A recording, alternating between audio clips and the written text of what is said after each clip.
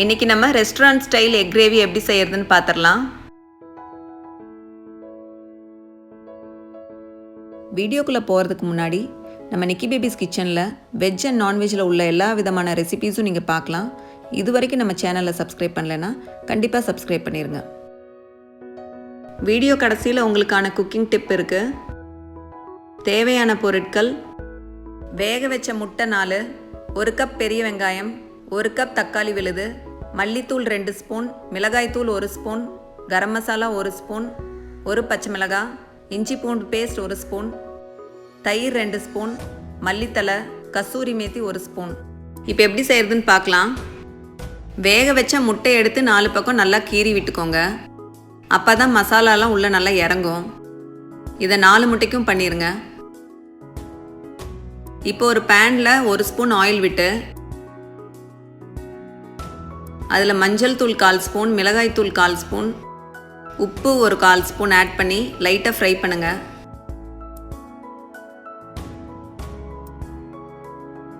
இதில் வேக வச்சுருக்க முட்டையை சேர்த்து ஃபியூ செகண்ட்ஸ்க்கு நல்லா ஃப்ரை பண்ணுங்கள். அப்போ தான் நம்ம சேர்த்துருக்க மசாலா இதில் நல்லா கோட் ஆகும் அண்ட் பார்க்கவும் கலர்ஃபுல்லாக இருக்கும். இப்போ இதை தனியாக எடுத்து வச்சுருங்க. கடைசியில் சேர்த்துக்கலாம். இப்போ இதே பேனில் 2 ஸ்பூன் ஆயில் ஆட் பண்ணி அதில் சீரகம் 1 ஸ்பூன் சேர்த்து லைட்டாக ஃப்ரை பண்ணுங்கள். அது கூட 1 கப் பெரிய வெங்காயம், கருவேப்பிலை சேர்த்து வணக்கி விடுங்க. இதில் 1 பச்சை மிளகாய் சேர்த்துக்கோங்க. அடுத்து 1 ஸ்பூன் இஞ்சி பூண்டு பேஸ்ட் சேர்த்து பச்சை வாசனை போக வரைக்கும் வணக்கி விடுங்க. இப்போ 1 கப் தக்காளி விழுது சேர்த்துடலாம். எல்லாத்தையும் நல்லா கலந்து விடுங்க. இது கூட 2 ஸ்பூன் மல்லித்தூள், 1 ஸ்பூன் மிளகாய்த்தூள், மஞ்சள் தூள் 1/4 ஸ்பூன் சேர்த்து எல்லாத்தையும் நல்லா வணக்கி விடுங்க.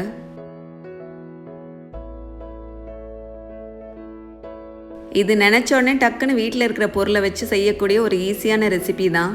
ஒரு 10-15 நிமிஷம் இருந்தால் போதும், செஞ்சிடலாம். இது சப்பாத்திக்கெல்லாம் நல்ல ஒரு காம்பினேஷனாக இருக்கும். இதுக்கு தேவையான அளவு உப்பு சேர்த்து அதையும் நல்லா கலந்து விடுங்க. தண்ணி 1/2 கப் சேர்த்து எல்லாத்தையும் நல்லா கலந்து விட்டு ஒரு 5 நிமிஷம் மூடி வைங்க, கொதிக்கட்டும். 5 நிமிஷம் கழித்து திறந்து அதில் 2 ஸ்பூன் தயிர் சேர்த்துருங்க. இதையும் எல்லாம் நல்லா கலந்து விடுங்க. இது ஒரு 5 நிமிஷத்துக்கு கொதிக்கட்டும். இப்போ பார்க்கலாம் எப்படி இருக்குன்னு. இப்போ பாருங்கள், எண்ணெயெல்லாம் நல்லா பிரிஞ்சு மசாலாலாம் நல்லா குக் ஆகிடுச்சு. இந்த ஸ்டேஜில் நம்ம முட்டையை ஆட் பண்ணிடலாம்.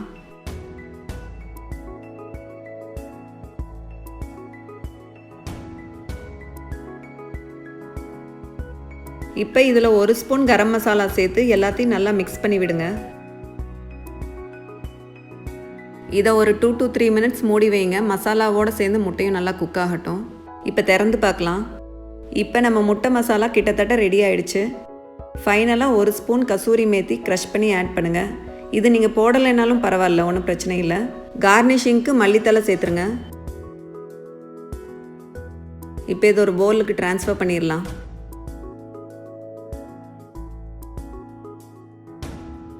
இப்போ நம்ம சூப்பரான எக் கிரேவி ரெடி ஆயிடுச்சு. நிறைகளை லைக் போட்டு நண்பர்களிடம் சொல்லுங்கள், குறைகளை டிஸ்லைக் போட்டு எங்களிடம் சொல்லுங்கள். உங்களுக்கான குக்கிங் டிப்: சாதம் வடிக்கும்போது அதில் கொஞ்சம் லெமன் பிழிஞ்சு விட்டிங்கன்னா சாதம் உதிரியாக வரும்.